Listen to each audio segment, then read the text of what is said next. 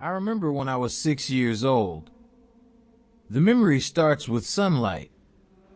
That's what's so cruel about it. That morning was all butter yellow light through stained glass, the smell of lilies so thick it made my nose itch.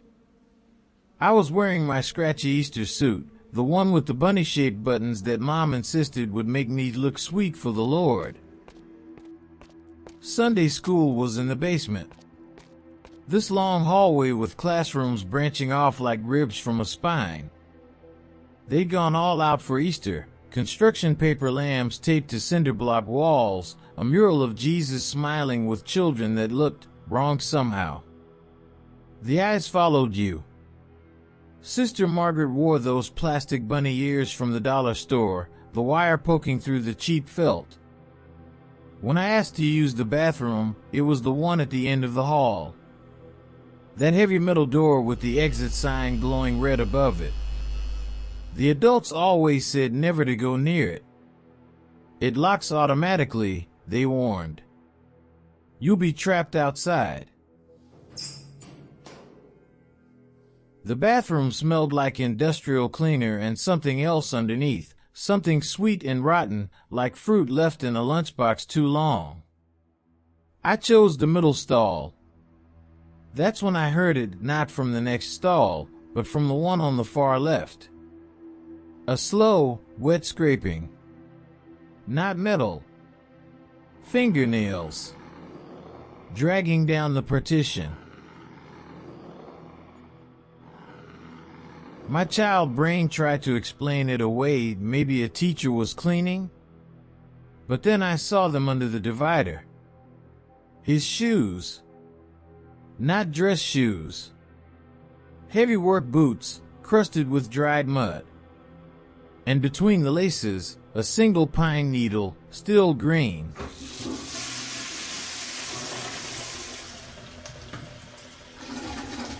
When I came out to wash my hands, the mirror was fogged except for one clear patch at eye level.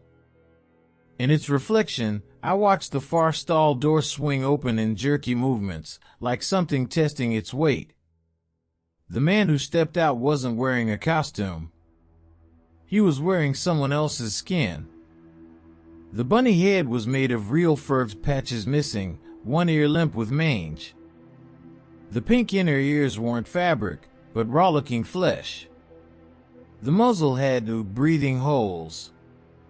And when he tilted his head, I saw the zipper running from the hollow of the throat down to the navel. "You're special," he wheezed. The voice wasn't muffled by the mask, it came from inside it.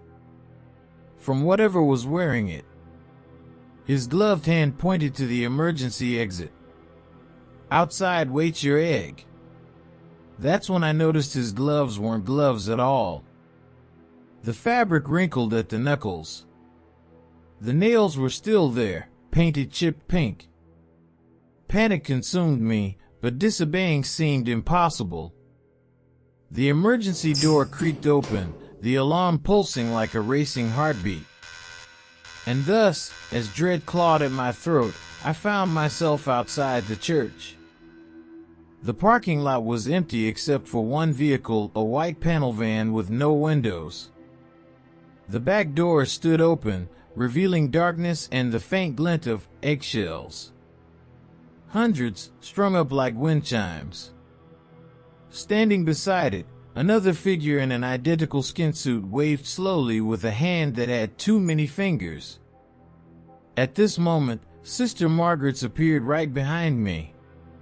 Her scream didn't sound human. It was the shriek of a rabbit caught in a trap. The men moved fast, not running, but loping. The van's engine roared to life before the doors even closed. As it peeled away, I swear I saw small hands pressed against the interior walls of the van just for a second, then gone. The police found things they wouldn't tell my parents. Things that made the lead detective vomit in the church parking lot. They boarded up that bathroom permanently. But sometimes, when I drive past that church on Easter morning, I see a shadow in the boarded up window. And it's waving. Always waving.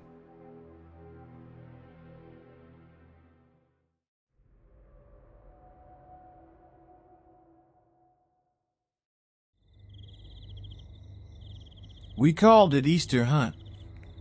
Part manhunt, part egg hunt. Played in Max's sprawling woods. That Thursday night, the air smelled like wet earth and something sharper, like when you lick a battery. I remember laughing as we divided into teams, how our flashlights made the plastic eggs glow like will-o-wisps in the dark. Raz's property backed up against miles of untouched forest. We'd played there 100 times, but that night, the trees stood differently. Closer together. The spaces between their trunks looked blacker than they should have. Like staring into a photographic negative. I was paired with Chuck and Raz as seekers.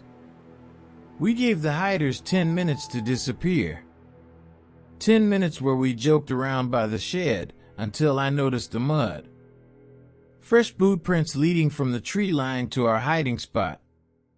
Size 12 at least. Deep treads. And stuck between the grooves, strands of long, dark hair that caught the faint moonlight. The timer went off. We split up, each taking a path we'd walked a dozen times before. But it didn't feel the same. I took the western trail where the creek cuts through limestone. My flashlight died after 30 steps, not the batteries, just stopped. Ahead, the moonlight picked out something crouched by the lightning-struck oak. It was too still. Waiting. My breath hitched as I crept closer. Heart hammering loud enough to echo in my ears. "Jake?" I whispered. It didn't move, except for the faintest rocking motion, like it was humming softly to itself. Then, the smell hit me, spoiled milk and wet dog fur. My hand brushed its shoulder, and the jacket fabric felt wrong. Stiff. Brittle. The face that turned toward me wasn't Jake's. It wasn't human. The skin stretched unnaturally tight over the skull, lips peeled back from yellow teeth in what might have been a grin. But it was the eyes that froze me, milky and unblinking, with vertical pupils that shrank when my flashlight flickered back on, illuminating them like pale fire. His hands closed around my throat before I could scream. They weren't cold, just room temperature. Like meat left on a counter for hours. His grip was impossible, unyielding, with a strength that wasn't human. My vision narrowed, black creeping into the edges. My ears filled with a wet clicking sound, like something unhinging deep in his throat. Chuck appeared, yelling my name, and it should have scared him off. But it didn't. Instead, the creature paused, head turning, as if Chuck were the one it had been waiting for all along. It smiled wider, impossibly wide, and then it was gone. Not running. Just gone. The air where it had stood stank of burnt hair and cheap Easter candy. When we regrouped, Arthur was pale and shaking.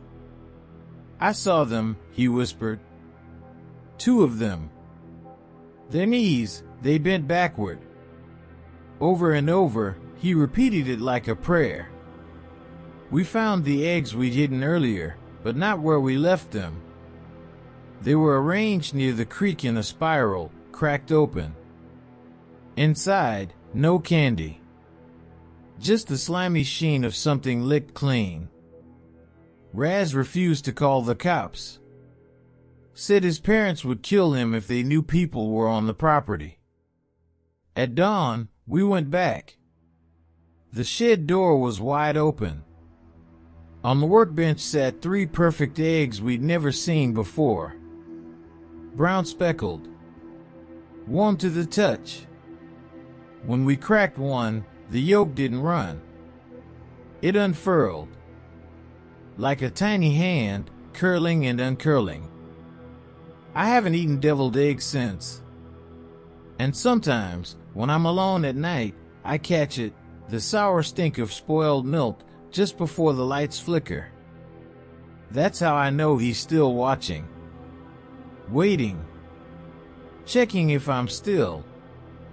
Fun to hunt.